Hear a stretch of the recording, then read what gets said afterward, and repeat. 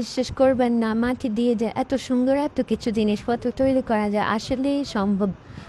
মানে কি বলবো, এখন আমি মাটি দিয়ে একটা কড়াই তৈরি করে নিতেছি। তো এইখানে আমি মাটিগুলো প্রথমে ভালোভাবে একটু গুঁড়ো করে পানি দিয়ে ভিজিয়ে রাখছিলাম। তো ওগুলো নরম হয়ে যাওয়ার পর এই মাটিগুলো আমি একটা শেপে নিয়ে আসছি, একটা কৌটোর মধ্যে ভালোভাবে মাটি নরম করে একটা কড়াই শেপে নিয়ে আসছি। পরে দুই পাশে দুইটা হাত ধরে দিয়ে দিচ্ছি। এগুলো পরে আমি একটু ছেঁচে ফিনিশিং দিয়ে দিচ্ছি। তো ফিনিশিং দেওয়ার পরে আমার একটু কড়াই শেপে আসা করে আমি এগুলো একটু লেপে নিতেছি।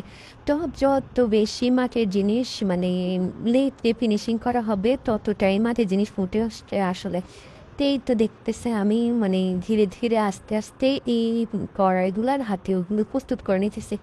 এই কড়াইগুলার মানে দুই হাতা লাগানোর সময় যে কতবার ভেঙে গেছে, আমি তারপর নতুন করে লাগিয়ে নিছি। তো দেখেন আমার কড়াইটা হয়ে গেছে। তো কড়াইটা দেখতে কেমন হয়েছে অবশ্যই কমেন্ট করে জানাবেন কিন্তু।